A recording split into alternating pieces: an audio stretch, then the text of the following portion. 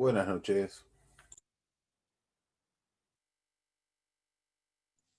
Hola, Leo. ¿Todo bien? Sí. Buenas noches, Llegando. Leo. ¿Cómo anda, Tomás? ¿Todo bien? Sí. Aprobé régimen jurídico contable hoy, así que es lo que queda de mí. Qué bien. Dicen que esa materia es re jodida, aunque sea optativa, dicen que es muy pesada.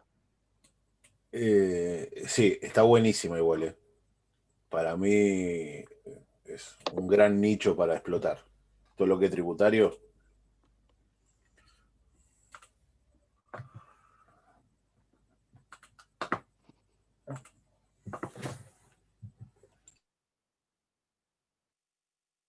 Tengo conocidos que se recibieron con esa y la han tenido que dar libre 2 o 3 veces antes de recibirse. No, por suerte elegí un tema que les gustó y, a ver, no fue fácil, pero tampoco nos asesinaron. ¿Qué la diste con Cachelato? No, me tocó con De Bandi, Leandra De Bandi. Pero que es la misma comisión, la de, La la de misma comisión, Cachelato. sí. Dicen que es un poco más exigente a la hora de tomar. Hola chicos, Sí. Hola, Adriana. felicitaciones Leo. Gracias. Tachamos una, quedan 1 millón todavía, pero bueno.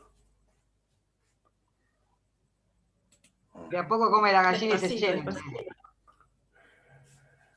Sí.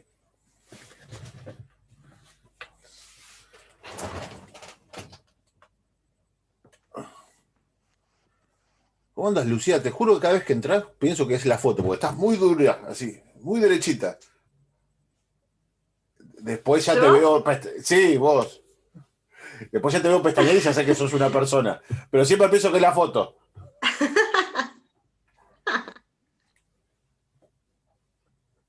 Claro, porque encima a veces me quedo así, Claro. toda la Re la clase. foto. Sí. Está No, buena la idea de poner una foto que estés duro así. ya lo hizo Bullrich eso. Quedaste ahí. Llegaste tarde con la idea. No nos metamos en esa. Eh, Hola Lu, Hola Adri, ¿cómo estás? bien por ahora. ¿Por qué por ahora? Cuando termina la clase me queda la cabeza quemada.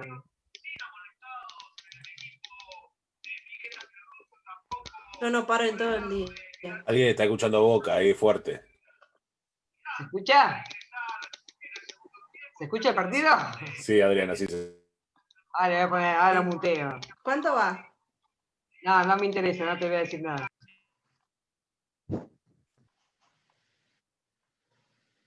¿No sos de Boca, Adri? Y en el caso de algunas carreras, el uso de Por eso no te contesta. el uso de talleres, actividades prácticas que requieren de... Buenas noches, chicos. ¿Sos de River, Adri? No.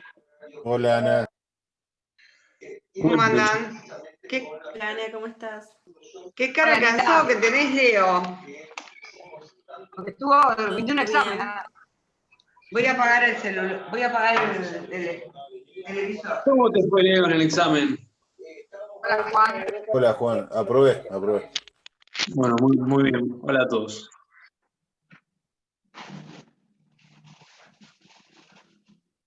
No tengo mucha internet, así que si se me corta, nada. Estoy complicado, no me pongo la cámara, pero nada. Gracias a todos.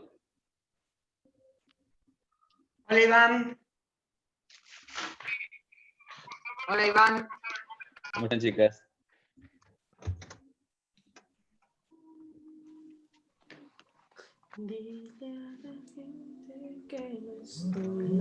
Juan, ¿qué me perdí en el grupo de WhatsApp de Penal Lost? Nada. Cositas de viernes, un poco para entretenernos. Nada. Dejá. ¿Pusieron ¿Con quién algo? están haciendo? Con taza. Uf.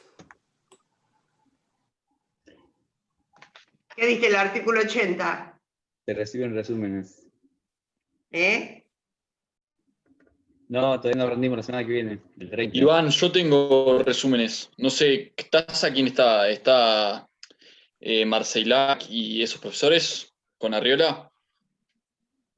No, Ortiz, Castro. Bueno, pensé que eran los mismos. Yo le hice con ¿Y cómo dan? Marcelac. ¿Por escrito? Sí. Resolver y- Te perdí en el medio, Iván. Ahí se me... Dijiste sí y ahí te perdí. Casos a resolver y multiplicar. Y los viernes está complicado con las redes.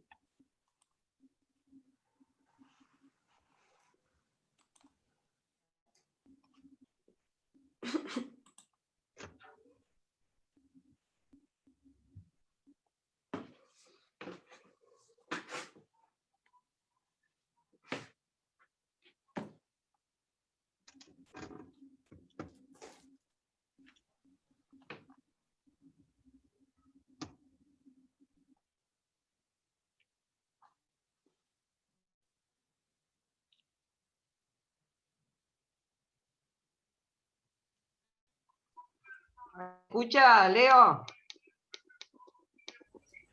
Menos. ¿Se escucha de radio ahí?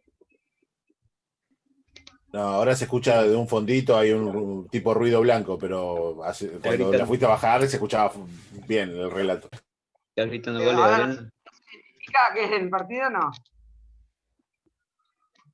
No, no, Sí. no se nota ese partido. Se nota por la cadencia del relator, pero no se notaba bueno. como... Me pongo más bajo, no escucho nada.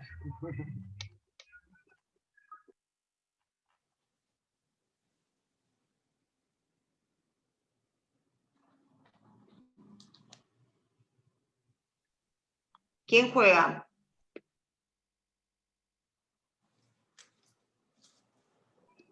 Mejor no hagas preguntas, Ana. El horno no está para bollos. Boquita. No digo nada. Hola, buenas noches, ¿cómo andan, chicos? Buenas noches. Buenas noches, doctor. Buenas noches. Buenas noches. Bueno, vamos a arrancar en punto hoy, porque a las 9 tengo que dejarle la clase al doctor Ferran, así que a las 21 en punto tengo que dejar. Así que en un minuto empezamos con la clase. Vamos a tener que ir medio rápido hoy. Perfecto. A ver, ya me pusieron como hospedador. Vamos a darle habilitar la sala. Espera. No te andas perdiendo mucho de Boca igual, Con el presente. No podemos hablar de fútbol, no hay tiempo, Juan. Así que lamentablemente me encantaría, pero no tenemos tiempo. Escapar. A ver si le corto. Nada, dale, sí. Bueno, y cuarto en punto. Continuamos, chicos. Vayan poniendo el presente, muy bien. Seguimos. Ayer hemos quedado en la parte de citación para la defensa del ejecutado. Recuerden, no se dice actor y demandado, se dice ejecutante y ejecutado en el marco del proceso ejecutivo. Habíamos visto cómo era el diligenciamiento del mandamiento de intimación de pago. Acá no hay traslado de demanda, hay intimación de pago directamente, porque se presupone válido, verosímil, el derecho del ejecutante, perdón. Y dijimos que ese diligenciamiento de la intimación de pago se hace a través de un mandamiento. Bien, a partir de que se diligencia el mandamiento de intimación de pago, comienza a correr el plazo de 5 días, metillo porque estoy aceptando a los otros. Empieza a correr el plazo de 5 días para que el ejecutado ejerza su derecho defensivo. ¿Cómo se ejercen las defensas en el proceso ejecutivo? A través de la interposición de excepciones. Hasta ahí quedamos ayer. Bien. ¿Cuáles son las excepciones que se pueden deducir en el marco de un juicio ejecutivo? Únicamente las previstas en el artículo 542 del Código Procesal. Son las únicas excepciones admisibles. Toda otra defensa que el ejecutado quisiera deducir, atento a lo que se dice estrecho marco cognoscitivo, es decir, atento al estrecho marco que tiene el proceso ejecutivo, deberá ventilarlas eventualmente en un proceso de conocimiento posterior que se encuentra regulado por el artículo 551 del Código Procesal, que lo vieron con la doctora Kirchner en la unidad 14, y que les dije ayer que es muy importante.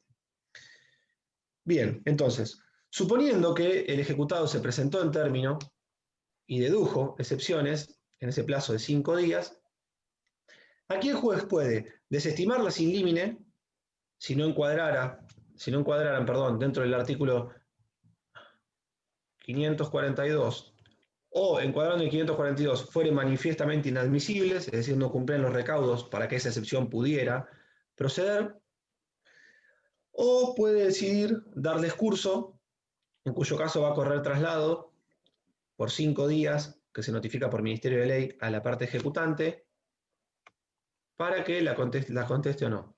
La única excepción en la cual el traslado se va a notificar por cédula era la excepción de prescripción. Bien, entonces, interpuestas las excepciones sustanciadas con el ejecutante, que puede contestar o no, y en caso de contestar, ahí tiene que ofrecer sus medios probatorios, porque como les decía ayer, en el proceso ejecutivo, el ejecutante lo único que tiene que hacer es acompañar el título y no tiene que ofrecer pruebas, porque la carga de la prueba se invierte, es el ejecutado, si excepciona, quien debe ofrecer pruebas, y tiene la carga de la prueba, y al momento de contestar, de sustanciarse, uy, qué embole, ¿qué es esto de admitir a la gente? Perdón, me mareo porque estoy con un ojo en la pantalla y en otro ojo admitiendo a los chicos que van entrando, queriendo entrar. Le decía que se invierte la carga de la prueba, es el ejecutado, que deduce excepciones quien tiene la carga de probar, y por ende, cuando se sustancia, se corre traslado, ahí el ejecutante va a ofrecer los medios probatorios para que se rechace la excepción. Una vez sustanciadas las excepciones, el juez puede decidir no producir pruebas sobre ella y dictar de inmediato la sentencia de tránsito y remate. En este caso, lo que en el proceso de conocimiento veíamos que se declaraba la cuestión de puro derecho y el juez pasaba a dictar sentencia, se dictaba autos para sentencia y dictaba sentencia. Bueno, en el proceso ejecutivo, si el juez considerare que las excepciones son de puro derecho, directamente tiene un plazo de 10 días para dictar sentencia. No se resuelve declarar la cuestión de puro derecho. Directamente dicta la sentencia de tránsito y remate dentro de los 10 días. ¿Bien? Otra diferencia con el proceso de conocimiento. Acá no se declara en forma expresa la cuestión de puro derecho. Directamente se dicta la sentencia en el plazo de 10 días. ¿Bien? Si por otra parte el juez decidiera o resolviera que es necesaria la producción de medios probatorios, abrirá prueba, el plazo lo fija en forma discrecional el juez, normalmente se fija en 10 días, pero es discrecional el juez, se producirán los medios probatorios, las mismas reglas que vimos para el proceso de conocimiento, y una vez que se encuentren todas las pruebas producidas, el expediente se deja a la vista en secretaría por 5 días, es decir, el expediente queda a vista de las partes por ese plazo de 5 días, y a partir de ese quinto día, comienza a correr el plazo de 10 días para dictar la sentencia, que se llama sentencia de tránsito y remate, la sentencia del proceso ejecutivo. Bien, hasta ahí muy sencillo. Lo que sigue en el programa son lo que se llaman las excepciones en particular. Yo les dije ayer, que son las que están previstas en el 542, que no me voy a detener a explicar cada una de ellas, básicamente porque ustedes ya las vieron al ver el artículo 345 del Código Procesal en las excepciones en el proceso de conocimiento. De manera que voy ir hablando una por una, pero referencias puntuales y muy escuetas, porque esto ya se ha visto en bolillas anteriores. En torno a la primera de las excepciones previstas por el artículo 542, que es la excepción de incompetencia, ustedes saben que la competencia es la forma en que tiene la distribución de la función jurisdiccional dentro del país y de la provincia. Para que una sentencia sea válida tiene que ser dictada por un juez competente, es uno de los presupuestos procesales, todas cuestiones que ya han visto en la primera parte. Por eso lo primero que hace el juez siempre es analizar si es competente o no para dictar una sentencia válida en ese proceso, está en el artículo 4. En lo que respecta al juicio ejecutivo, el juez competente está estipulado en el artículo 5º, inciso 3º del Código Procesal. ¿Cuál va a ser el juez competente en materia de procesos ejecutivos? El juez del lugar donde debe cumplirse la obligación, y si no se hubiera designado el lugar, el ejecutante elige domicilio del deudor o lugar de celebración del título, del contrato, siempre que el deudor se encuentre aún accidentalmente en el momento en que se diligencia el mandamiento de intimación de pago. Bien, entonces la regla general, el juez competente en materia de proceso ejecutivo, está previsto en el artículo 5, inciso 3º. Es el juez del lugar de cumplimiento de la obligación. Pero ¿qué pasa? en los procesos ejecutivos. Ustedes, cuando vieron competencia en la unidad número 1, vieron que existe un supuesto en el cual la competencia se puede prorrogar. Hoy no vamos a interactuar tanto porque no tenemos tiempo. Así que yo pregunto y me contesto. No los dejo hablar a ustedes, salvo alguna cuestión puntual que se me vaya ocurriendo. ¿Qué pasa? En materia de competencia territorial, en principio la competencia es improrrogable. Pero en materia de competencia territorial, si fuera un asunto de contenido patrimonial, recuerden, unidad número 1, sí se puede prorrogar. En este caso, el proceso ejecutivo es un proceso de contenido patrimonial, por ende, las partes podrían prorrogar la competencia territorial. Así que la excepción de la incompetencia en procesos ejecutivos no procede de oficio. El juez no puede dictarlo de oficio, tendrá que esperar a que alguna de las partes deduzca la excepción pertinente, diciendo, no, mire, señor juez, usted no es competente en razón del territorio. Bien, ¿por qué no lo puede hacer de oficio? Porque como las partes podrían prorrogarla, la competencia territorial, él tiene que esperar a ver qué dicen. ¿Se entiende? Entonces, en materia de competencia territorial, como es un asunto de contenido patrimonial, el juez no puede declararse incompetente de oficio. ¿Hay alguna excepción? ¿Esto es importante? Sí, sí hay una excepción. En materia de consumidores. ¿Por qué? Porque las deudas que instrumenten títulos ejecutivos en los cuales intervenga un consumidor, que el consumidor sea el deudor, el ejecutado, el juez puede declararse incompetente de oficio. ¿Por qué? Porque el artículo 36 de la ley 24240, que es la ley de defensa del consumidor, que es de orden público esa ley, por ende está encima del Código Procesal, encima del artículo 1 del Código Procesal, establece que todas las demandas dirigidas contra consumidores, se deben notificar en el domicilio real del consumidor. ¿Bien? De manera que, si en un contrato con alguna financiera, o con una financiera no, con una venta de electrodomésticos, yo hubiese firmado que se prorrogaba la competencia, yo vivo en Mar del Plata, pero firmé una cláusula en la cual prorrogaba la competencia a los tribunales de Santa Fe, y el día de mañana no pago mi deuda, y viene el ejecutante y decide iniciarme el proceso ejecutivo en Santa Fe, porque existe la cláusula de prórroga de competencia, el juez santafesino, a pesar de ser un proceso de contenido patrimonial y ser un caso de prórroga de competencia territorial, es decir, que encuadra dentro del artículo 1 del Código Procesal, igualmente estoy odiando esto de admitir porque me hace desconcentrar, ¿sí? No me gusta ser administrador. Hola, doctor. Hola, Abril, ¿cómo andás? ¿Cómo le va? ¿Cómo le va? ¿Todo bien? ¿Quiere que deshabilitemos la sala de espera? Por favor, no lo encuentro, botón, si no yo lo hubiese apretado, porque estoy... Si la podés habilitar, buenísimo. Sí, no sea problema que ahora entro desde la reunión de la cuenta y la deshabilito. Excelente, mil gracias. No, por favor. Bueno, sigo. Qué bueno. Gracias, Abril. Les decía, independientemente de que había una cláusula en el contrato que permitía la prórroga de la competencia a los tribunales de Santa Fe, era competencia territorial, era un asunto de contenido patrimonial, es decir, encuadrar en el artículo 1, igualmente el juez santafesino tendría que declararse incompetente de oficio. ¿Por qué? Porque en la ley de defensa del consumidor hay un artículo específico que dice que todas las acciones dirigidas contra los consumidores tienen que llevarse a cabo los procesos en el domicilio real del consumidor. De manera que esto sería una excepción a esta imposibilidad que tendría el juez, en principio, en un juicio ejecutivo, de declararse incompetente de oficio en materia de competencia territorial. Bien, ¿de dónde surge esto? Fallo Cuevas de la Corte, año 2010. Bien, procesos de contenido patrimonial, materia de consumo dirigidos contra consumidores, se deben ventilar en el domicilio real del consumidor. Acá Leonardo está diciendo algo, a ver, dice, hubo varios casos donde se declararon incompetencia los jueces por la venta de tiempos compartidos ante la reforma del Código Civil y Comercial. Sí, es cierto. No me puedo detener mucho hoy en explicar estas cosas porque no hay tiempo, Leonardo, pero es verdad.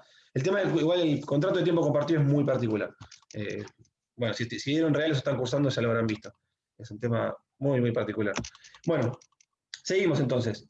Si el juez se declara incompetente, ustedes saben que si hubiese habido algún tipo de medidas cautelar, subsiste, esto ya lo vieron en la primera parte, por el plazo de 15 días, para permitir que se interponga válidamente el proceso y que sigamos cautelando el derecho, y si no se interpone la demanda en el plazo de 15 días, caduca automáticamente. Segunda excepción de las previstas en el artículo 542 en materia de proceso ejecutivo es lo que se llama falta de personería.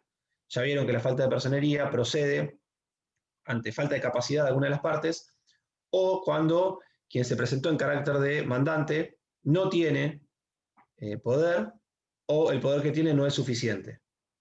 Lo que se hace es una excepción dilatoria, lo que se hace es fijar un plazo para que el ejecutante subsane este defecto de personería, bajo percibimiento de tener por desistida la demanda, y si la falta de personería pesar en cabeza del ejecutado, como veían antes en cabeza del demandado, lo que se hace también es fijarle un plazo para que subsane ese defecto, bajo percibimiento de tenerle por constituido el domicilio en los estrados del juzgado. Estoy yendo rápido porque es exactamente igual que lo que vieron en la primera parte, no hay nada que difiera. Tercera excepción que se prevé en el artículo 542 es la excepción de litispendencia. Acá sí hay una diferencia con los procesos de conocimiento. ¿Por qué? Porque ustedes cuando veían procesos de conocimiento, en la excepción de litispendencia, ustedes vieron que existía lo que llamaba litispendencia propia e impropia. Propia es cuando había triple identidad, sujeto, objeto y causa, e impropia es cuando no había triple identidad, pero existía un riesgo de dictado de sentencias contradictorias, entonces por eso se acumulaban los procesos. Bueno, en el caso de los juicios ejecutivos, la única excepción de litispendencia que procede es la propia, es decir, tiene que haber triple identidad.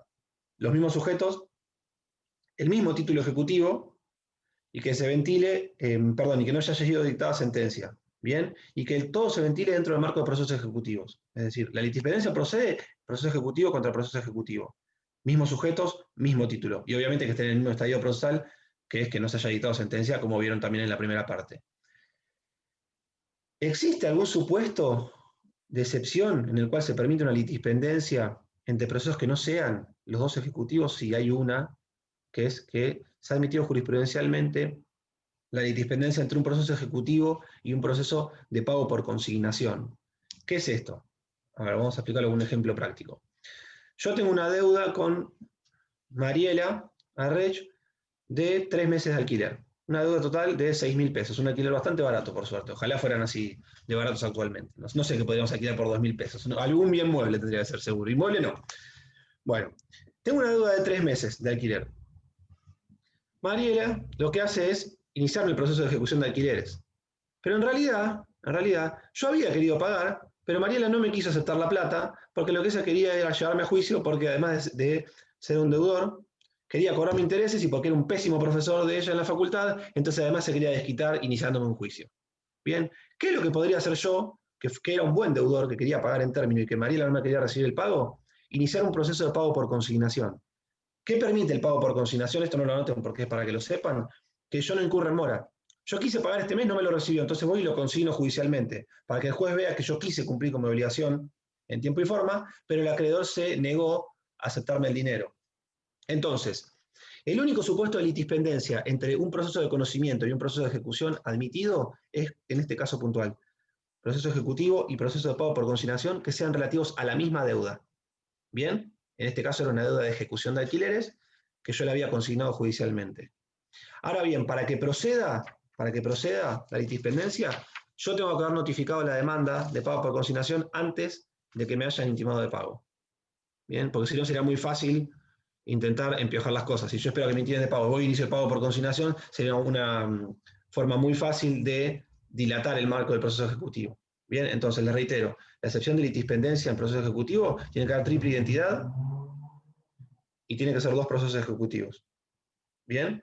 ¿Hay alguna excepción? Sí. Ejecución con pago por consignación que se tramita por proceso de conocimiento por vía sumaria. En este caso, para que proceda la litispendencia, tengo que haber notificado el traslado de la demanda en el pago por consignación antes de la intimación de pago. Ni una sombrilla de playa. Perdón, no estoy siguiendo el chat ni nada porque tengo que ir rápido. No puedo hacer chistes, no podemos interactuar tanto hoy. ¿Qué es lo que pasa en este caso si se dedujera la excepción de litispendencia en esta ejecución y pago por consignación? En realidad no se acumulan los procesos. Lo que hace es que se suspende la ejecución de alquileres a las resultas de pago por consignación. ¿Bien? Esto para que lo sepan nada más, pero en principio tiene que haber triple identidad y entre 2 juicios ejecutivos, por el mismo título.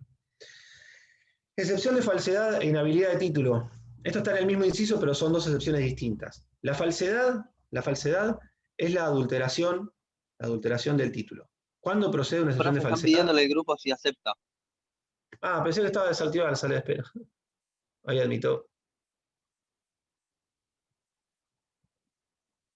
A ver, esperen que estoy viendo a ver si lo puedo desactivar yo. Ahí la desactivé la sala de espera. Vamos a ver si ahora funciona. Bueno. Sigo. Excepción de falsedad. ¿Cuándo procede la excepción de falsedad en un marco de un juicio ejecutivo? Únicamente cuando se hubiese adulterado el título. ¿Qué es adulterar el título? Cuando hubiera alguna tachadura, alguna enmienda, se hubiese raspado, o cuando se falsificara la firma, cuando la firma no fuera del ejecutado. Bien.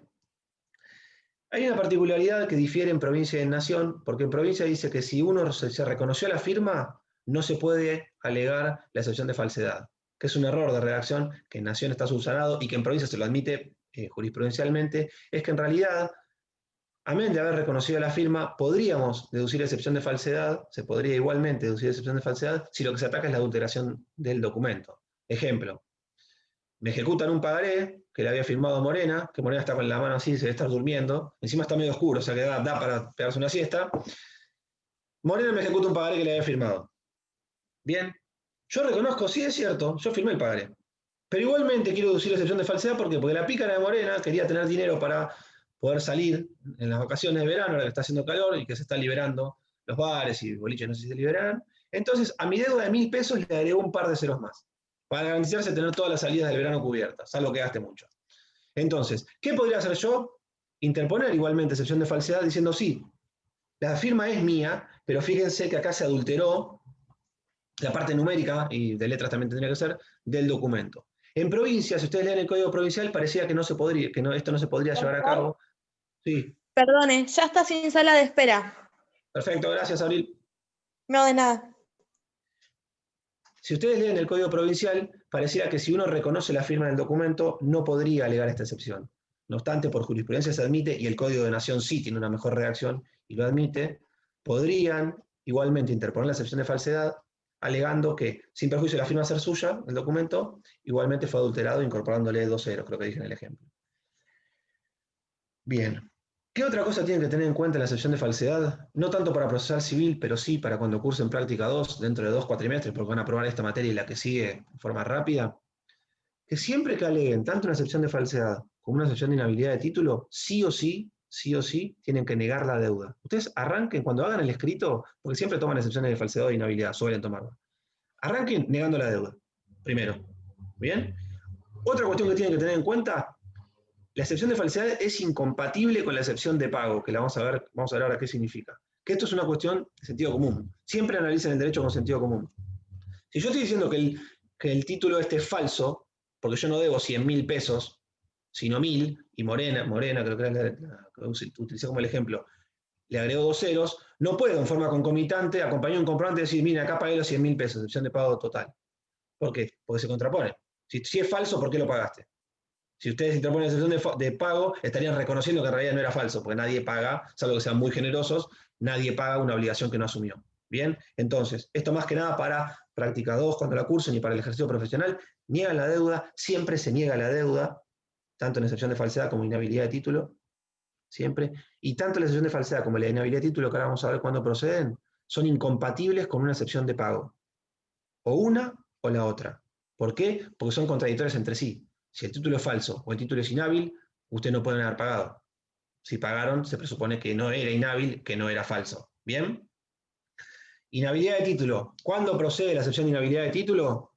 Por los mismos 3 supuestos que yo les había dicho ayer que examinaba el juez cuando recibía el título ejecutivo o al momento de dictar sentencia. Es decir, que el título que trajo el ejecutante al proceso no contenga una obligación de dar sumas de dinero líquidas o fácilmente liquidables y exigibles, artículo 518, que no fuera un título de los previstos en los artículos 521, 522 o alguna ley especial que habilite la expedición de un título ejecutivo, segundo supuesto. O tercero, que el ejecutante o el ejecutado no tuvieran legitimación, es decir, que el ejecutante no fuera el titular del crédito o que el ejecutado no fuera el deudor.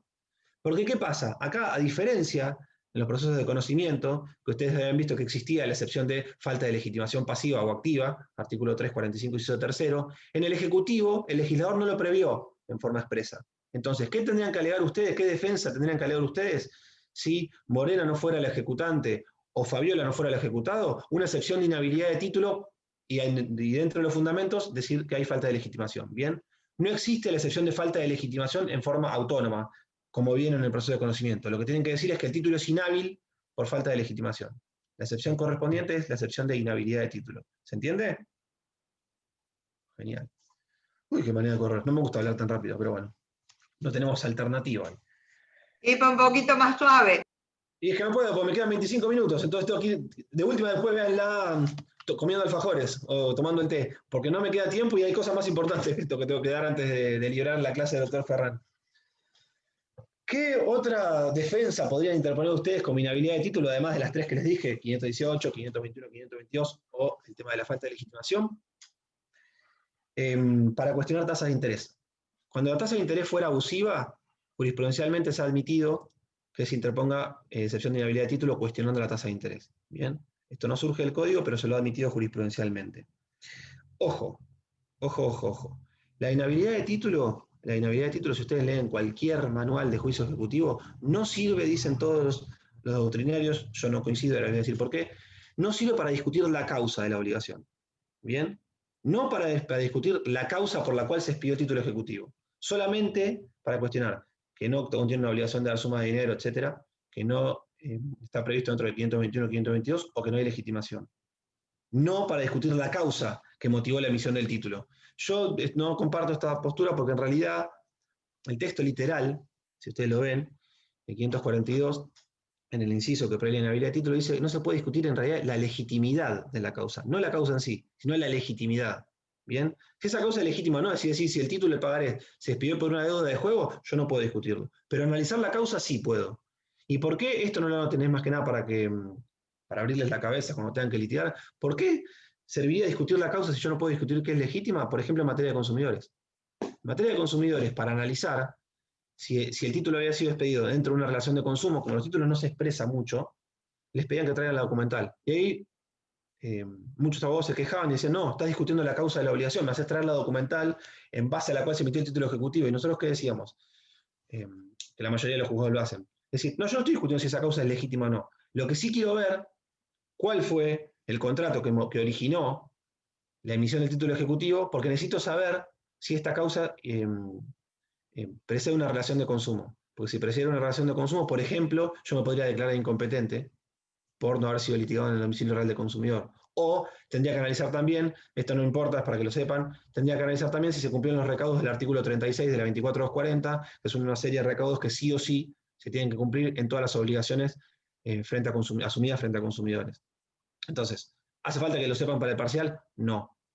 ¿Hace falta que lo sepan para el ejercicio profesional? A mi juicio sí. Lo que no se puede discutir es la legitimidad de la causa. La causa sí. Cuando lleguen a práctica 2, el doctor de Cerro creo que no coincide con esta opinión. Tengo muy buena relación con él. Mi madre, que es profesora de la mañana, tampoco coincide con mi opinión. Pero yo le digo, es la interpretación literal, y de hecho, los que son proclives a los derechos de defensa del consumidor entienden lo que les estoy diciendo. La causa no la puedo analizar, perdón, la causa se puede analizar. Lo que yo no puedo analizar es si es legítima o no. Pero analizarla sí, para ver si hay una relación de consumo, por ejemplo, sí se puede. Seguimos. Excepción de prescripción. La prescripción, ustedes saben que el derecho de fondo prevé un lapso de tiempo en el cual se pueden ejercer, mejor dicho, judicialmente los derechos. Si transcurriera ese plazo, la obligación estaría prescripta. ¿El juez puede declarar la prescripción de oficio? No. El juez no puede declarar la obligación prescripta de oficio, lo dice el Código Civil y lo dice el Código Civil y Comercial. Entonces, solamente podría declarar prescripta una obligación si surge de una excepción, plantea una excepción. Obviamente, si se hace lugar a la excepción, se archiva la causa y la carga de probarla siempre está en cabeza del ejecutado. ¿Qué pasa con la excepción de pago? La excepción de pago en el juicio ejecutivo puede ser total o parcial. Total es cuando ustedes acompañan, me ejecutan un pagaré por 10.000 pesos y ustedes acompañan un documento emanado del ejecutante, ustedes deudores, emanado del ejecutante, en el cual surge claramente que la obligación que dio motivo al título que se me está pretendiendo ejecutar fue cancelada. Es decir, pagaré de 100.000 pesos, suscripto el día 20 de octubre del 2018, y que ahora me quieren ejecutar. Yo acá tengo un comprobante, señor juez, que dice que el día 21, al día siguiente, cancelé la deuda que había sido motivada por el pagaré suscrito tal fecha. ¿Bien? El documento tiene que emanar del ejecutante y decir en forma clara que canceló la deuda que surge de ese título ejecutivo que ahora me traen. ¿Por qué digo puede ser total o parcial? Porque puede ser que yo tenga un comprobante por la cancelación total de la deuda, 100.000 pesos y 1.000 pesos, o un comprobante porque fui cancelando parcial y después no pude afrontar el resto de la obligación, por ejemplo, por 50.000. Bien. Si la excepción prosperara en forma total, se va a rechazar la demanda ejecutiva y se le van a imponer las costas al ejecutante. Si la excepción de pago parcial prosperara, es decir, sí es cierto, pagó 50.000 pesos, lo que hace el juez es mandar a llevar adelante la ejecución, es decir, hacer lugar a la demanda por el monto que uno no pagó, que el ejecutado no pagó, pero sobre las sumas que demostró haber abonado, las costas de eso las va a pagar el ejecutante. ¿Se entiende? Repito. Si la excepción fuera de pago total, la deuda era 100.000 pesos, yo demuestro con un documento fehaciente emanado del ejecutante que cancelé el total de la deuda, el juez va a rechazar la demanda con costas al ejecutante. Perfecto, muy sencillo, muy claro. Si hubiera deducido una excepción de pago parcial, es decir, yo tengo un documento emanado del ejecutante que acredita que cancelé una parte de la deuda, no el total, el juez va a hacer lugar a la demanda, es decir, va a dictar sentencia mandando llevar adelante la ejecución por la parte que no aboné, pero por la parte que sí me tuvo por abonado, es decir, que prosperó la excepción de pago parcial, las costas y rogadas por eso las va a pagar el ejecutante. ¿Bien? Siguiente excepción, compensación. Bueno, compensación saben que es cuando acreedor y deudor tienen, las dos partes reúnen la calidad de acreedor y deudor en forma recíproca. En este caso, en el proceso ejecutivo, tienen que ser dos títulos ejecutivos, que en uno yo sea acreedor y en el otro sea deudor. Tienen que ser dos títulos ejecutivos y tienen que ser títulos completos y exigibles. Bueno, si son completos, obviamente son exigibles. Bien, no tienen que dar ninguna condición ni preparación de vía ejecutiva posible. Para que se puedan compensar, tienen que ser dos títulos ejecutivos completos. Bien, obviamente se extinguen con fuerza de pago, ya lo vieron antes, creo que hasta se ve en derecho civil 1 o en obligaciones, se extinguen con fuerza de pago hasta el monto de la más baja, y la deuda prosigue por la más alta, por el importe que resta de la más alta. ¿Qué pasa con quita, espera, remisión, novación, transacción, conciliación o compromiso documentado? La quita es la renuncia parcial de la deuda, la remisión es la renuncia total de la deuda, la espera, esto se lo digo todo rápido porque no lo voy a evaluar, ya lo vieron antes, la espera es cuando venció el plazo originario de la obligación, pero el ejecutante, el acreedor, perdón, me otorgó uno nuevo, y no obstante darme otorgado uno nuevo, me interpone el juicio ejecutivo igual, yo ahí tendría que decir, no, mire señor juez, acá hay una excepción de espera, ¿por qué? Porque es verdad, venció la obligación contenida este título ejecutivo que traen aquí, pero a mí me otorgó un plazo extra. Acá, ojo con una cosa. Si no hubiese vencido el primer plazo, y el ejecutante interponía la demanda, no tienen que deducir una excepción de espera, sino una excepción de inhabilidad de título. ¿Por qué inhabilidad de título? Porque no era exigible todavía. Bien, el plazo no estaba vencido. Sepan la diferencia. Si el plazo originario, el pagaré había que pagarlo en un mes. Si ese plazo no estaba vencido y me interpone la demanda ejecutiva, yo deberé deducir una excepción de inhabilidad de título. ¿Por qué el título es inhábil? Porque la deuda todavía no me era exigible. No se cumple uno de los recaudos del 518. ¿Cuándo prosperaría una excepción de espera? Cuando tenía un mes para abonar la deuda, pero una vez que venció, dijo, bueno, en un mes es muy exiguo, el acreedor entendió el contexto económico del país y me otorgó un plazo extra. Y no obstante haberme otorgado un plazo extra, viene y me ejecuta este pagaré, que estaba vencido. Entonces aquí voy a decir, no, mire señor juez, es cierto, el plazo estaba vencido, pero fíjese que acá en este documento, que aquí le acompaño, el acreedor me había concedido un plazo extra. Aquí iría como excepción de espera. Novación, ya ustedes saben que es cuando se cambia o se sustituye una obligación por otra. Por ejemplo, si yo tengo una deuda de expensas, un crédito por expensas, de 5 meses. Y lo que hacemos es, en lugar, este crédito de expensas, lo convertimos en un pagaré, firmo el pagaré. Y al día siguiente viene el administrador y ejecuta las expensas. Yo podría decir, señor juez, no, mire, acá hay una excepción de novación, ¿por qué? Porque esta obligación se modificó. Estos 5 meses que yo debía de expensas, los trasladamos a un pagaré y el plazo todavía no está vencido. Eso es novación. Se sustituye una obligación por otra, extinguiendo con fuerza de pago la primera, ¿no? Que era las 5 meses de expensas. Transacción, transacción y conciliación, me quedan 15 minutos. Transacción y conciliación. Ya sabemos que es el acuerdo de partes, el acto, perdón, por el cual las partes, haciéndose concesiones recíprocas, extinguen obligaciones litigiosas. Si interviene un juez es conciliación, si no interviene el juez es transacción. Y el compromiso, que es la última no me queda más, cosa jugada. El compromiso es cuando en el contrato se pacta dentro de una de las cláusulas que si hubiera alguna desaveniencia o la necesidad de recurrir a los tribunales judiciales, se va a acudir a tribunal arbitral. Y no obstante existir esta cláusula, el ejecutante va y acciona judicialmente. En este caso, en realidad no se interpone lo que se llama excepción de compromiso, como se lee, sino que hay que ver Si ya estaba iniciado el juicio en el proceso arbitral, y no obstante ello, viene el ejecutante e interpone la demanda de proceso ejecutivo, se interpone una excepción de litispendencia. ¿Por qué? Pues ya se inició este proceso. Litispendencia. Si no se hubiera iniciado todavía el proceso ante el tribunal arbitral, lo que se debe hacer es interponer una excepción de incompetencia. ¿Por qué incompetencia? Porque fíjese, señor juez, aquí existe un compromiso en el cual nosotros dijimos que las desavenencias entre acreedor y deudor se iban a ventilar ante el tribunal arbitral. Y el acreedor hizo caso omiso a esa cláusula e interpuso la demanda ejecutiva ante los tribunales judiciales. Bien. Y la última de las excepciones que prevé el proceso ejecutivo es la de cosa juzgada, que ya saben lo que es cosa juzgada, cuando ya en un mismo proceso ejecutivo, en un proceso ejecutivo anterior, entre las mismas partes, por la mismo título ejecutivo, misma obligación, ya se dictó sentencia firme. En ese caso, si el actor quisiera reeditar el proceso en otro proceso ejecutivo, con el mismo título, la excepción de cosa juzgada, porque pues, ya se ventiló en un proceso anterior. Ojo, la excepción de cosa juzgada no procede si el anterior proceso había finalizado por caducidad de instancia o por desistimiento de la acción. ¿Por qué? Porque estas dos cuestiones no imposibilitan que se pueda volver a ejercer el derecho, salvo que esté prescripto, obviamente, ¿no? Bien, esas son todas las excepciones en forma particular. Artículo 542, no tiene ninguna complejidad. Se las dije rápidamente porque ya lo vieron todo en la primera parte, con algunas particularidades propias del juicio ejecutivo.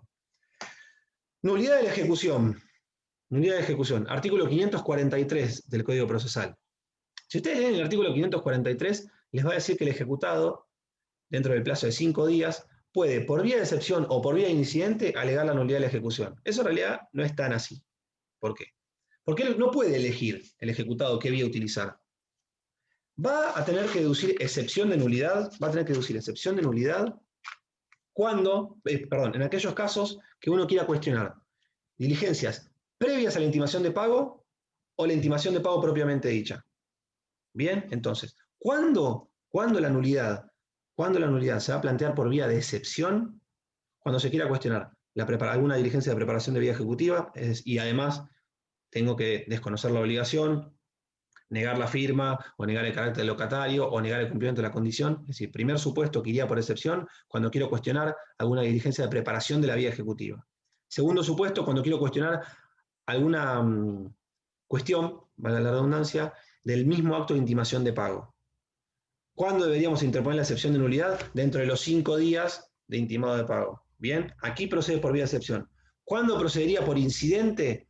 Cuando el vicio yo lo conozco una vez transcurrido ese plazo de 5 días que tenía para excepcionar. Bien, si a mí me habían intimado de pago, aun cuando hubiera sido erróneo, bien, hubiese algún defecto, yo me entero dentro del plazo para poner excepciones, excepción de nulidad. Si yo me entero con posterioridad a ese plazo de 5 días que tenía para poner excepciones, debo alegar el incidente de nulidad dentro del plazo de 5 días de conocido el vicio, como vieron al ver nulidades en la unidad número 1, creo que estaba en la 2.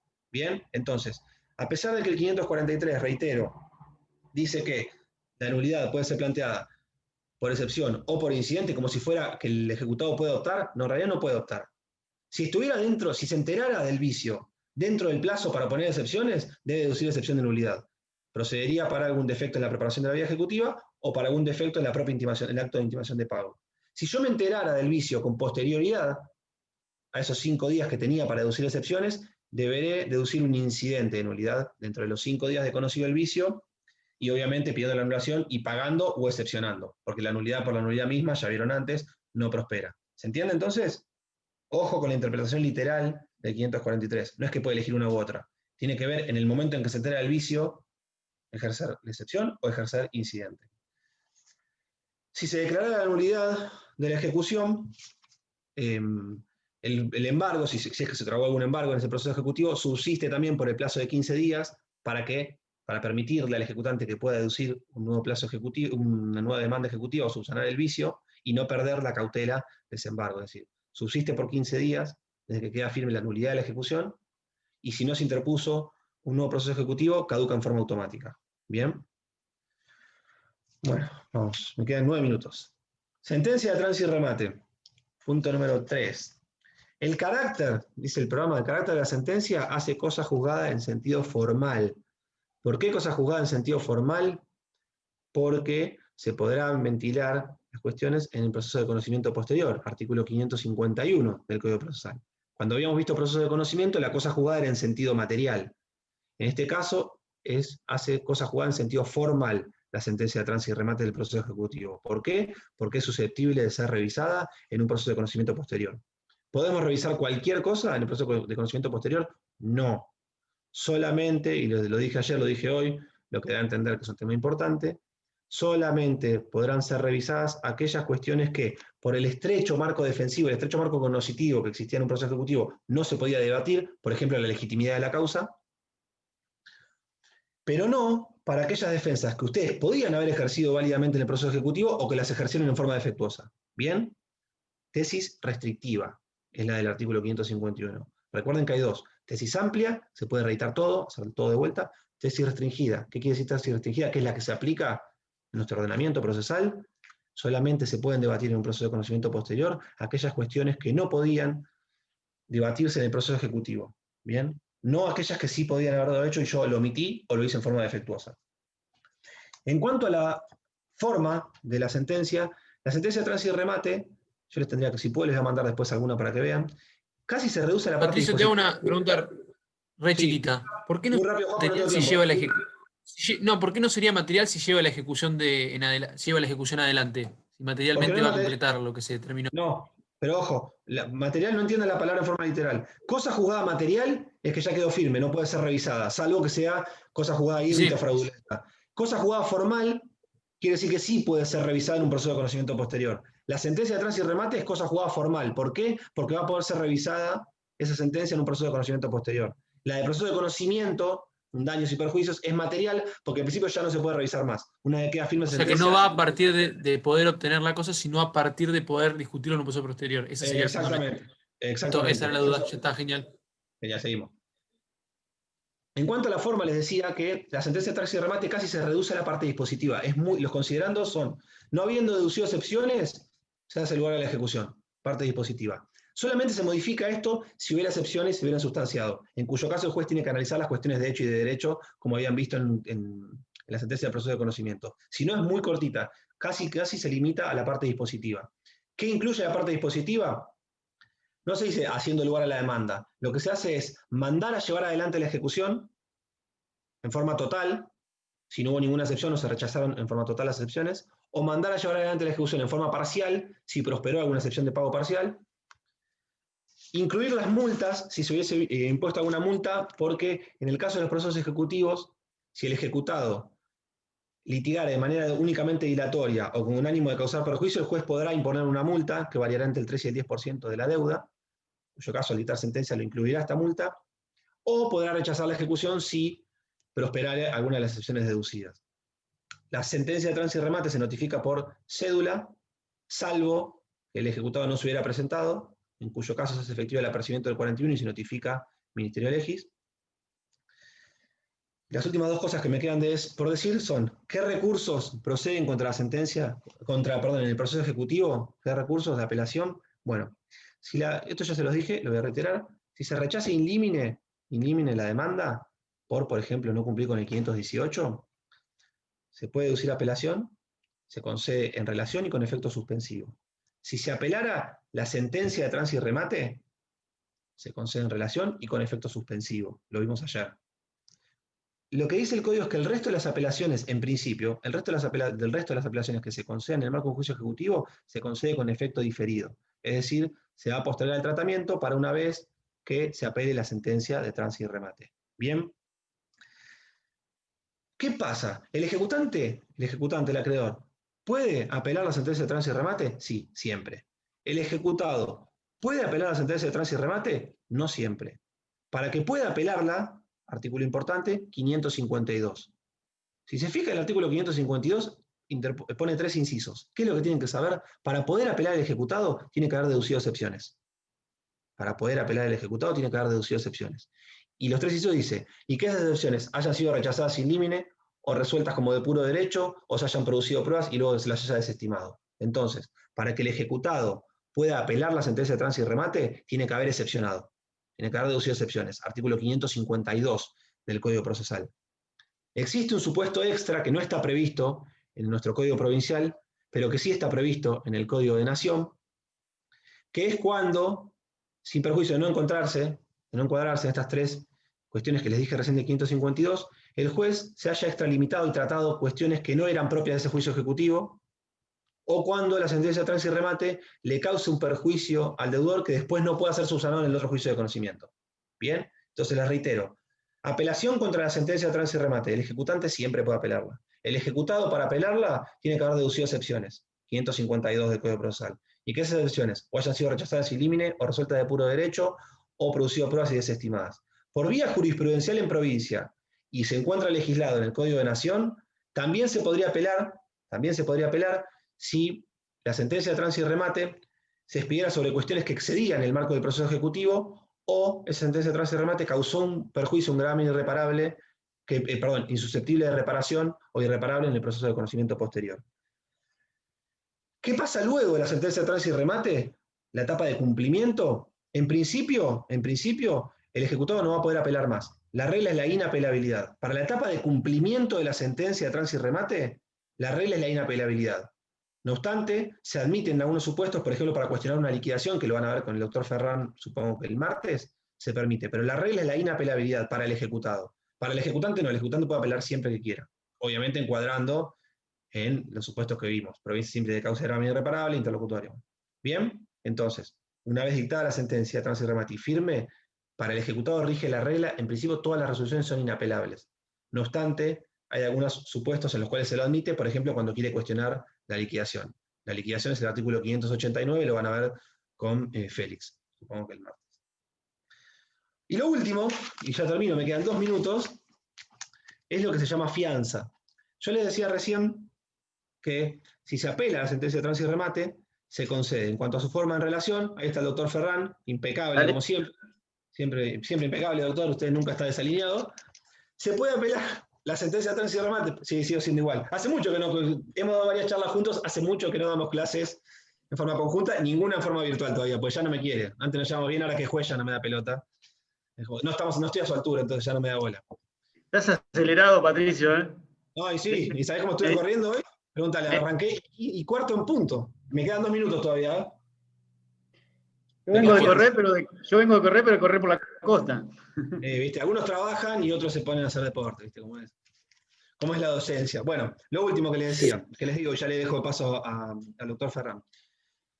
En principio, cuando se apela a la sentencia de tránsito y remate, el recurso se concede en cuanto a su forma, en relación y con efecto suspensivo. Es decir, el ejecutante no podría exigir el cumplimiento de la sentencia hasta tanto no se expida a la Cámara respecto al recurso de apelación. ¿Existe algún supuesto en el cual el ejecutante, no obstante estar apelada a la sentencia, podría igual exigir el cumplimiento? Sí, si diera fianza. ¿Qué quiere decir esto?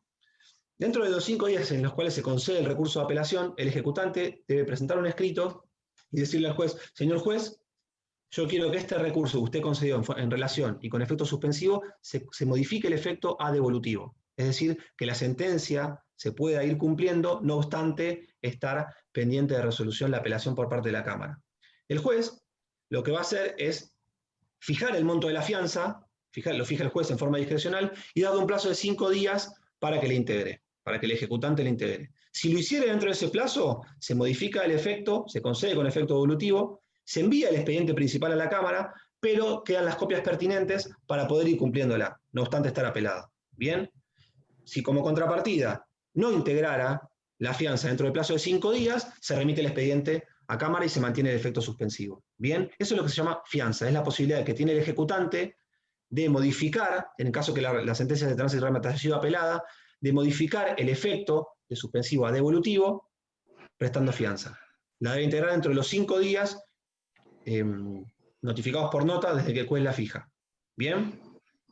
¿Qué pasa con esa fianza? Una vez depositada, el ejecutado puede pedirle al juez también, que esa fianza se retenga a las resultas del proceso de conocimiento posterior que va a iniciar. ¿Por qué? Porque él sabe que en realidad la sentencia de tránsito y remate estuvo mal dictada. Entonces, o va a discutir la causa, la legitimidad de la causa. Entonces, inicia un proceso de conocimiento posterior. Y para asegurarse, como está segurísimo, está muy convencido de que le van a hacer lugar a su demanda, a ese proceso de conocimiento, puede pedir que esa fianza quede retenida para que cuando me haga lugar a la demanda de proceso de conocimiento, pueda valerme este dinero. Eso es lo que se llama retención de fianza. ¿Lo puede pedir el juez, el ejecutado? Sí.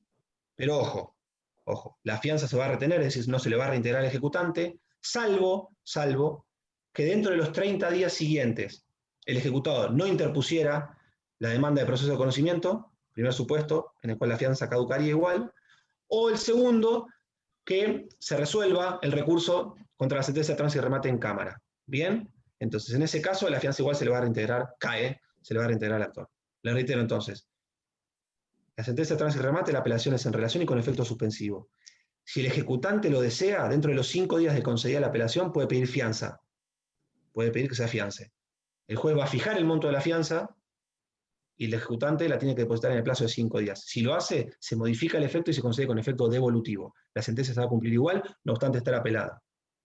¿Qué podrá hacer el ejecutado si tiene intenciones de deducir un proceso de conocimiento en el marco del artículo 551? Pedir que la fianza quede retenida, es decir, que no se le devuelva al ejecutante. En cuyo caso, el juez dará lugar a ese planteo, pero la fianza, no obstante ello, podrá caducar si dentro de los 30 días no se deduce el proceso de conocimiento posterior o si se resuelve la apelación contra la sentencia de tránsito y remate. Terminé. 2 minutos me pasé. Luego que corrí más que una maratón, doctor Ferran, usted que es corredor igual que yo. Pero se lo dejé en tiempo y forma, 2 minutos más, bastante bien. Plazo de gracia. Bien. Y yo voy a estar poquito porque si no se me van a cansar. Hoy viernes. Yo los maté, van a escuchar esta voz 25 veces, pues los maté, pobre. Ya nos dio bastante. Sí. Hoy tenemos 2 Ironman, tenemos 2 que están corriendo a full. Nos mató. Los 2 hemos corrido maratones, muchachos. Nunca escuché a nadie hablar tan rápido. Mira, no hay más. Lo que te pido ahora es que mandes un resumen, Patricio. No, resúmenes no se mandan, no. Resúmenes hacen ustedes. Ese fue el error que cometí 4 meses pasado. Ya no mando más resúmenes. Parecés a Enrique Qué Pino. feo. Con estos alumnos tan hermosos que te tocaron no nos das resúmenes. Porque son tan inteligentes que no lo necesitan, por eso. De la No te- clase de hoy, por lo menos. Pato, no te ablandes, ¿eh? No aflojes, ¿eh? No, ya les dije por qué no, ya les expliqué en una clase por qué ella no lo iba a hacer, que consideraba que fue erróneo. Igual no dije nada, hablando en serio, porque ya me despido, así lo dejo a Félix. Lo que dije hoy, si se fijan, no es nada complejo. Lo que tienen que saber de lo que dije hoy, nulidad de la ejecución, 543, fianza, que les dije recién, 553 y 554.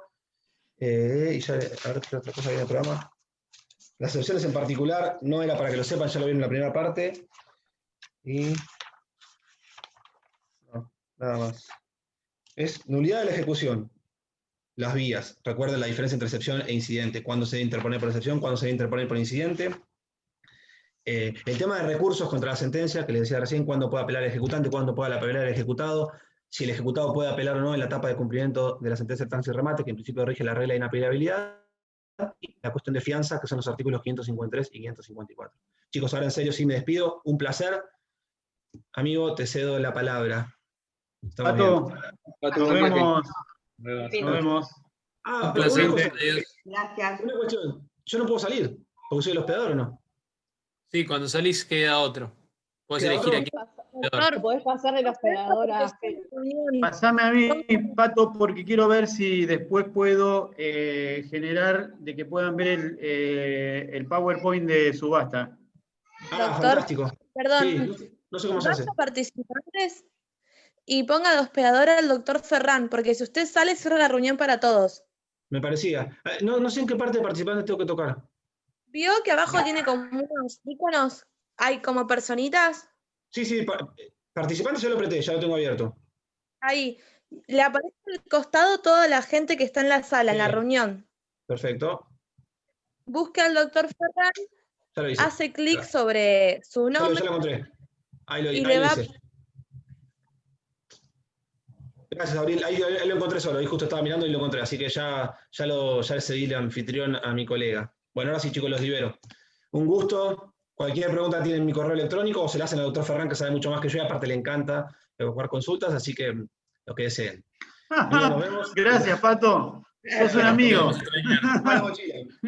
Nos vemos, chao, chicos. Todavía me debes el No le que voy a dar el lo correo. que dabas en clase.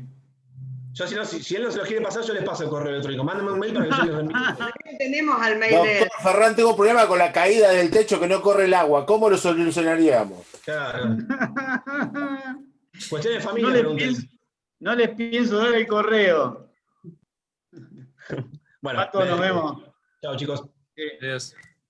Un abrazo, loco. Bueno, ¿cómo están todos? Muy bien, ¿Bien? muy bien, acá andamos. Bien. Medio cansados. Medio cansado, bueno, igualmente hoy vamos a ver poquito, son 25 minutos. Lo que voy a hacer es una breve introducción. Después yo voy a seguir el martes con subasta, ¿bien? La idea es abarcar lo que es subasta, la liquidación, cómo es una liquidación, ¿bien?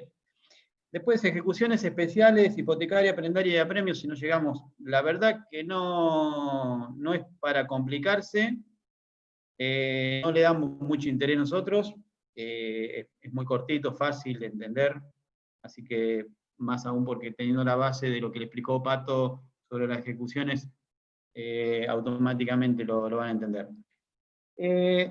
Yo voy a hablar voy a seguir a partir de recursos lo que es el cumplimiento de la sentencia de tránsito y remate. Bien, ustedes vieron lo que es el proceso de lo que es el proceso ejecutivo, hasta el dictado de la sentencia de tránsito y remate, y a partir de ahí, en el caso de que no hay cumplimiento, bien, ¿cómo ejecuto?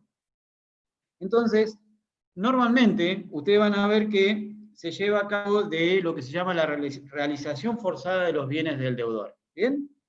¿Qué es la realización forzada de los bienes del deudor? O sea, se materializa a través de una subasta judicial. ¿Bien?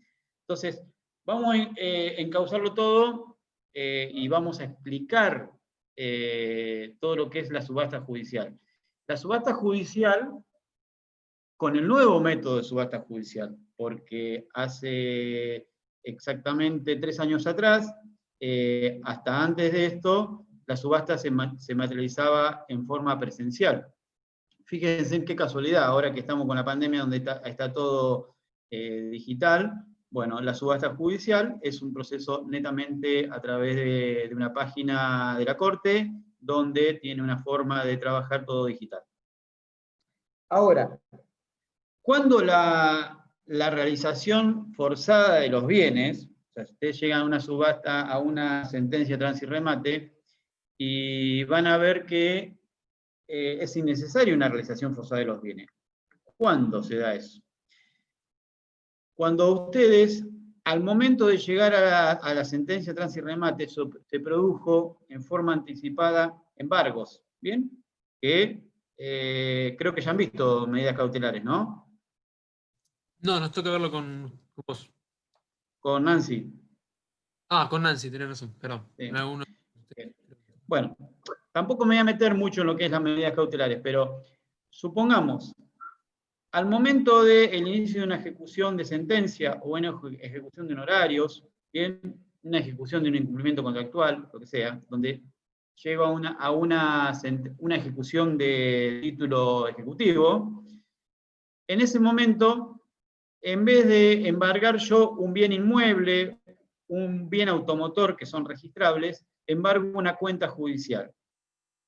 Esa cuenta judicial es embargada, esa suma es transferida a una cuenta de titularidad del expediente donde está tramitando, o sea, se abre una cuenta especial a los efectos de esa causa, de ese expediente. Doctor, le voy a hacer una pregunta. Sí, Ana. ¿Cómo embargo una cuenta judicial? ¿Qué dije yo? ¿Cuenta judicial, dije yo? Sí, por eso. Bien, ¿No será una no. cuenta corriente? No. Vuelvo atrás. No es una cuenta judicial. Embargo, está bien, Ana, que me haya hecho esa acotación, lo di muy por hecho yo. Yo lo que hago es embargar, supongamos, tomo conocimiento de que el ejecutado, ¿bien?, es titular de una cuenta corriente, o sea, de una caja de ahorro, o lo que sea, procedo al embargo. O, más común, le procedo a embargar el sueldo, ¿bien? Con el porcentaje máximo que corresponde, que es, si no es tema de alimentos, es hasta el 30%, bueno, bla, bla, bla. Se hace, supongamos, dentro del proceso de ejecución, esa retención del embargo de los haberes, que se va depositando mensualmente en una cuenta judicial, a eso que creo que yo me adelanté, y esa cuenta judicial abierta esa cuenta, se ordena una apertura de una cuenta en pesos o en dólares si correspondiera, y se va depositando ese embargo.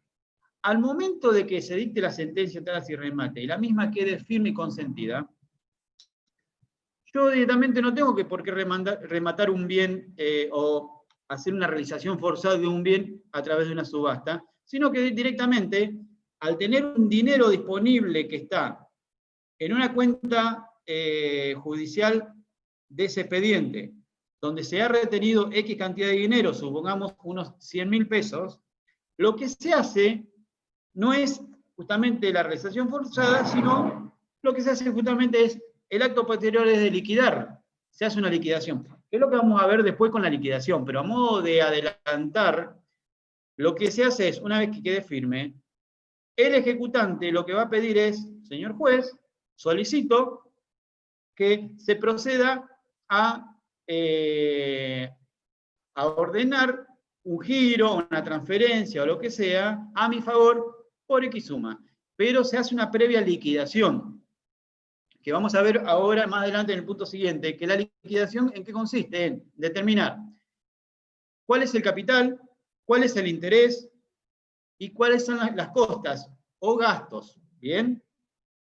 Como vamos a ver más adelante en la liquidación, si yo tengo disponible X cantidad de dinero y ese dinero no es suficiente, la liquidación se hace tomando en cuenta, primero, un rasgo de preferencia, ¿bien?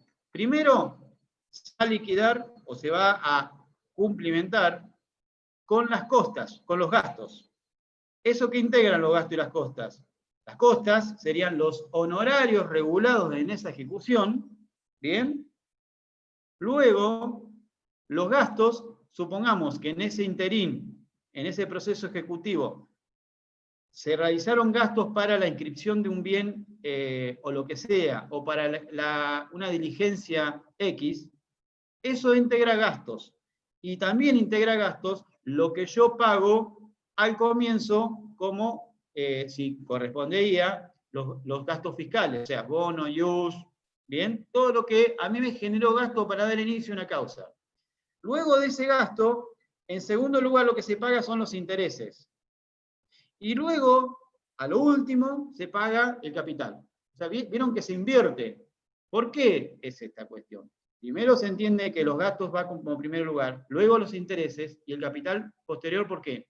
Porque a medida que a mí es insuficiente lo que está retenido en esa suma, si es insuficiente y yo estoy cobrando gastos a cuenta de intereses, el capital sigue generando intereses hasta tanto no se pague en su totalidad. Tal vez lo ven complicado ustedes, pero es una cuestión de que siempre se va a priorizar o a garantizar de que el que está ejecutando no salga perjudicado con el paso del tiempo, que eso genera intereses, más en un país que vivimos de una tasa de interés alta, donde se determina justamente en la sentencia, en el cual habla hablado Patricio, en la sentencia de tras y remate se determina que se hace lugar por capital y se hace lugar por los intereses y se le determina qué tipo de tasa de interés se le va a aplicar. Bien, si va a ser la tasa pasiva, si va a ser la tasa activa, si va a ser la tasa pasiva BIP, bien, que son distintos tipos de tasa de interés que se aplican en un proceso judicial. Bien. Sacando de lado esta cuestión, bien, en donde no hay dinero disponible, o sea, no hay dinero, no hay moneda en el cual yo pueda dividir, yo tengo que materializar esa realización forzada en poder lograr la venta de un bien, para esa venta de un bien transformarlo justamente en un dinero líquido. Y ahí, luego de esa subasta finalizada, que ahora les voy a explicar, a modo de introducción, ahí sí voy a poder practicar esa liquidación que yo le adelanté en el caso de que existiere dinero disponible. ¿Se entiende? Bien. Ahora, el programa habla de, según los bienes embargados, inmuebles, muebles registrables y no registrables, ¿bien? ¿Por qué? Porque aquí hay una cuestión. Cada uno de los tipos de Profe, bienes perdón, que se... ¿de qué punto? Javier, ¿no? ¿Me habló? Ya. No te escucho, Javier. ¿Qué punto del programa sería? Estamos en el punto 3 de la unidad 15. Luego, ¿vieron que Patricio le habló de recursos? Bien. Empezamos cumplimiento de la sentencia de remate según los bienes embargados. Bien. Lo que pasa es que yo, antes de hablar de los bienes embargados, le hablé específicamente de un bien embargado que es liquidable luego de que la sentencia de tránsito y remate quede firme, que es el dinero. O sea, un embargo de haberes, bien, del ejecutado, o supongamos que se hubieran embargado una cuenta del ejecutado del Banco de Galicia, donde se ordenó la transferencia de la suma que existiera en esa cuenta a la cuenta de que se abrió en la sucursal tribunales del Banco Provincia. ¿Por qué es importante esto? Que siempre, a los efectos de poder liquidar, siempre tiene que existir una cuenta. ¿Bien? Porque la única manera de poder yo dividir los bienes, o sea, cuando hay dinero ya para liquidar, para distribuir, tiene que estar ese dinero depositada en esa cuenta judicial abierto en ese expediente. ¿Bien?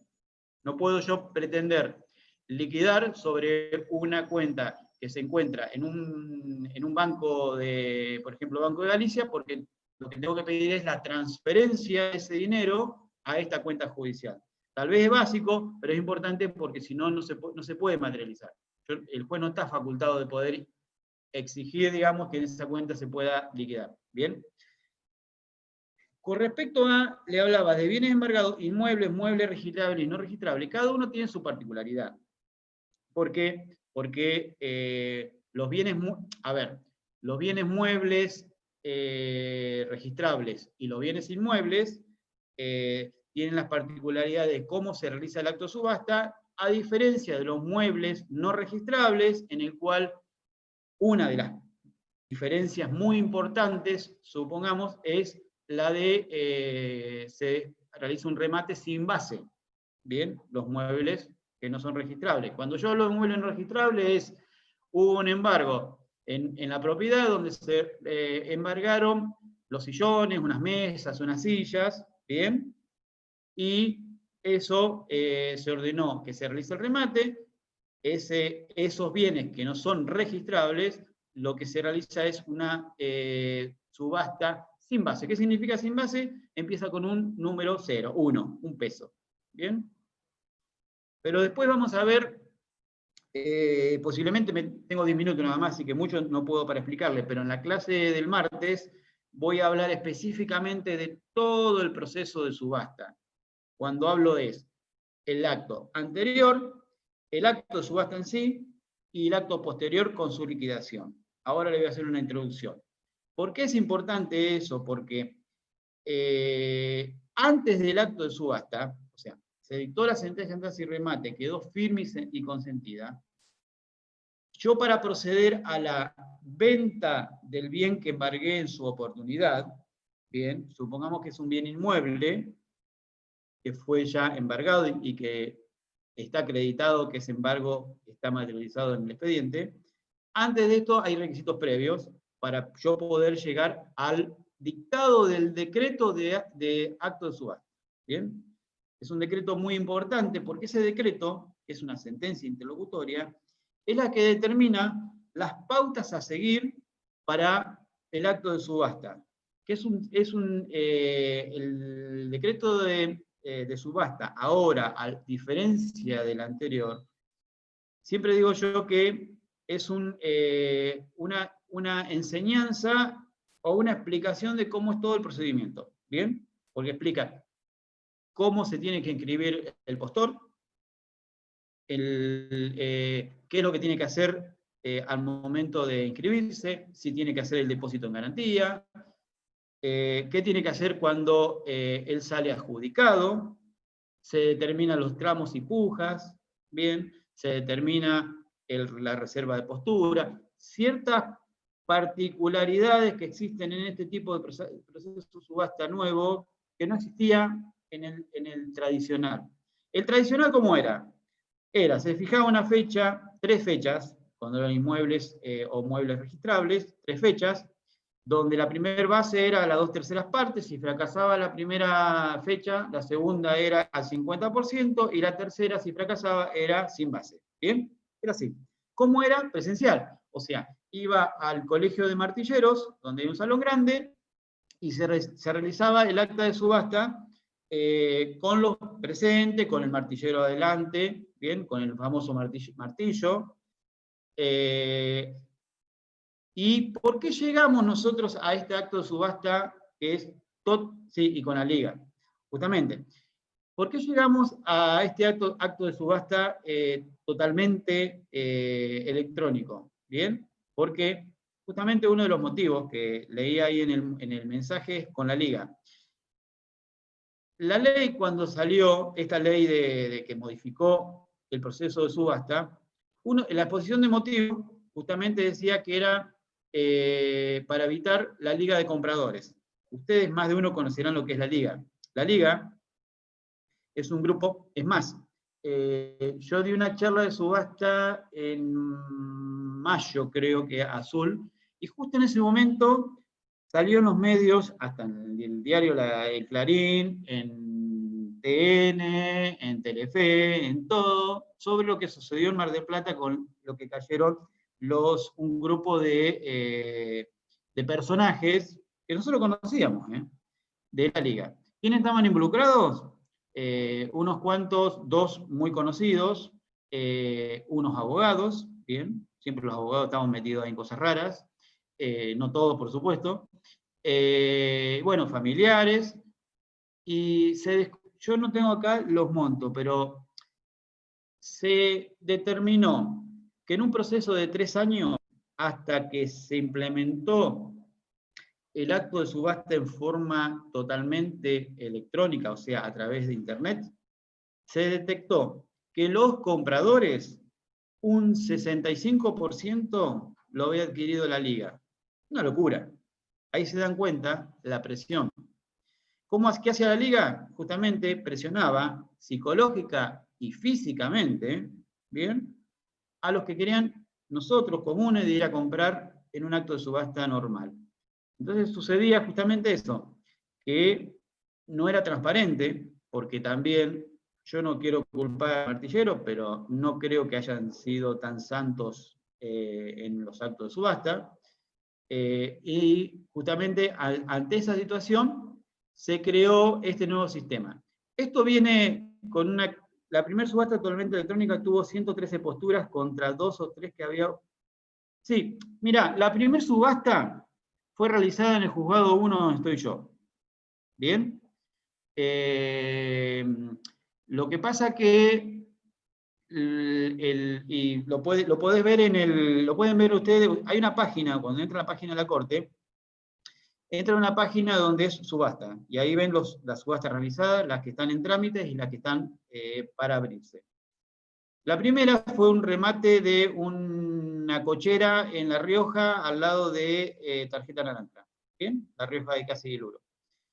Y lo adquirió un perito, uno que se dedica a informática de La Plata. Fíjense cómo es la falta de presión. O sea, lo adquirió una persona totalmente ajena, sin ser de la liga.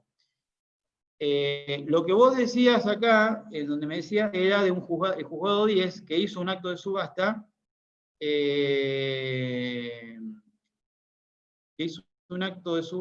acá está. Ahí está.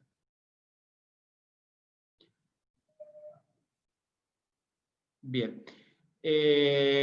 Lo que sucede es que el acto de finalización del acto de subasta del juzgado donde estaba yo, finalizó posterior porque teníamos solo una particularidad de que la audiencia entre el secretario, luego de finalizar el acto de subasta, lo hacíamos un mes después. Entonces, ¿cómo fue la experiencia? Fue muy buena, porque tuvo todas las particularidades habidas por haber de un acto de subasta, ¿bien? Donde lo que advertimos era todo lo que puede suceder en un acto de subasta, cómo funciona, qué sucede ante el cierre final, porque ustedes saben que el acto de subasta tiene 10 días hábiles desde la apertura al cierre, ¿bien? Y yo lo critico porque me parece excesivo, pero bueno, está determinado en las resoluciones de la Corte y en el anexo que determina toda la reglamentación. Antes del cierre del acto de subasta, hay una forma que dice que si no hay un postor que ofrece un tramo, porque después le voy a explicar el martes cómo es todo el proceso, que ofrece un tramo, lo que sucede es que se amplía automáticamente el sistema por 10 días. Y justamente esta subasta, la primera que se realizó a Cámara de Plata, que fue esta, tuvo esa particularidad de que empezó la puja al final y duró unas 3 o 4 horas más desde el cierre. ¿Bien? Entonces, tuvo esas particularidades, tuvo otra particularidad el que se inscribió, pero no hizo el depósito en garantía obligatorio, entonces esa persona no pudo intervenir como postor. Toda una serie de cuestiones que lo que también se modificó es lo que es el postor remiso. Bien, todo ese bagaje de cómo es el acto de subasta lo vamos a ver el martes. A ver.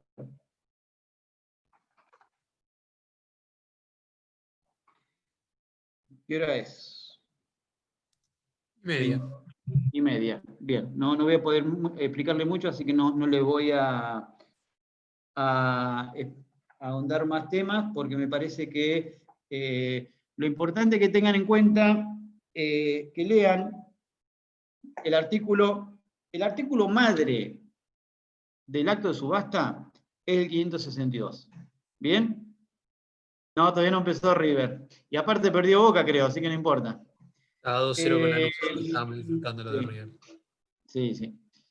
El artículo 562, que es la que modifica la ley 14.238, la ley 14.238 es la ley justamente que yo le hacía referencia, que vino a modificar ese proceso de subasta. ¿Bien? Entonces, lean el 562, porque ahí van a entender cómo es todo el proceso de subasta. El proceso de subasta tiene esa particularidad de cómo se va a materializar. ¿Bien? Luego vamos a ver, antes de que empecemos en el acto de subasta en sí, los recaudos previos al acto de subasta, el acto de subasta desde el decreto al acto de subasta en sí, y los actos posteriores al acto de subasta. O sea que yo lo voy a dividir en 3 etapas. Actos previos, que ustedes van a ver, por ejemplo, los recaudos previos que se necesitan para poder ordenar un decreto de subasta, que es el que está previsto en el 568. ¿Qué dice el 568? Antes de ordenar la subasta, el juez requerirá informes sobre impuestos, tasas y contribuciones, deudas por expensas, si se trata de un bien sujeto al régimen de propiedad horizontal, y sobre las condiciones de dominios, embargos e inhibiciones. ¿Qué quiere decir? El juez lo primero que va a determinar es, ¿el bien está embargado? Si no está embargado, yo no puedo rematar nada. Tiene que estar embargado el bien y vigente. O sea, ustedes saben, y lo van a ver en las medidas cautelares, que el bien que yo embargué tiene una vigencia de 5 años. Si está vencido los 5 años y no lo hice la renovación, ¿bien? O sea, la reinscripción del inmueble, tengo que ordenar nuevamente una nueva inscripción del bien. ¿Bien? Sobre deuda de expensas, es importante porque si el bien está sujeto a propiedad horizontal, se tiene que determinar cuáles son las deudas de expensas. ¿Por qué? Porque el comprador, el futuro comprador, tiene que saber cuál es la deuda total de las expensas y cuál es la cuota mensual que se paga de esa expensa. ¿Por qué? Porque cuando se remate el bien, hay algo, ¿recuerdan ustedes cuando vieron obligaciones propter rem? ¿En obligaciones? Sí, que van con la cosa. Exactamente, tanto que digo, ¿qué será la obligación propter rem? Bueno, aquí es donde se materializa. ¿Por qué? Porque el comprador, si con el con el producido de la subasta no se puede cubrir la totalidad de las expensas, el comprador se hace cargo del resto. ¿Bien? Eso se deja aclarado en el decreto de subasta, sin perjuicio de que ya existen fallos de la Corte, que ya lo tienen determinado, pero se deja aclarado para que sepa que al momento de ser comprador, no puede venir a plantear ninguna particularidad de decir, ah, no, yo no me puedo hacer cargo porque usted no me lo hizo saber. ¿Bien? Eso por un lado. Sobre impuestos, tasas y contribuciones, en cierto modo es para que tomen conocimientos de las deudas, pero no se hace cargo de los impuestos, tasas y contribuciones, porque eso se va a cubrir con el producido de la subasta. Si con el producido de la subasta no es suficiente, no tiene por qué hacerse cargo del comprador. ¿Bien? Eso que quede claro. Si no es suficiente, se hace lo que se llama un prorrateo de deudas, hasta con los órdenes de privilegio que vamos a ver más adelante. Los corto aquí, porque me imagino que Patricio los mató con su rapidez y ya estarán cansados. Así que nos vamos a ver el martes, 8:15, ¿bien? Y vamos a tratar de terminar de ver todo lo que subasta.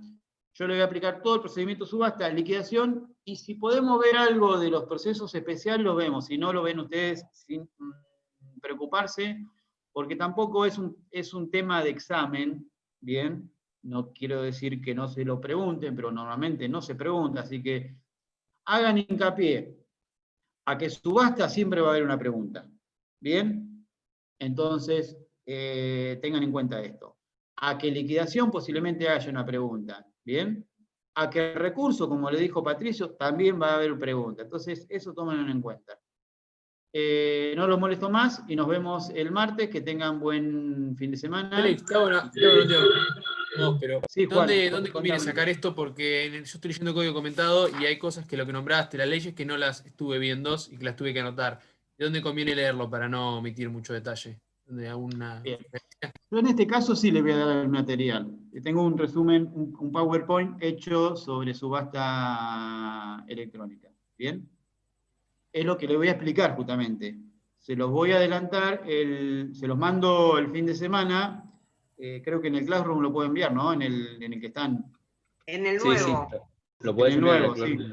Bien. Se lo envío y le va a servir también para que el martes, cuando estemos yo esté dando la charla, ustedes lo tengan a mano y puedan entender, porque voy a hablar justamente de todo el Power que tengo armado. ¿Bien? Le hago una consulta, Doc. El artículo 2189 del Código Civil y Comercial, que fue derogado, después, si puede, una vez que termine la clase, mañana, el martes o miércoles, me puede decir también, porque ahí tiene la prioridad, fue derogado el artículo ese igual. ¿Cuál? 2189, fue modificado, mejor dicho, no derogado. Ah, sí, ya sé. Eso lo voy a explicar, porque es los órdenes de privilegio.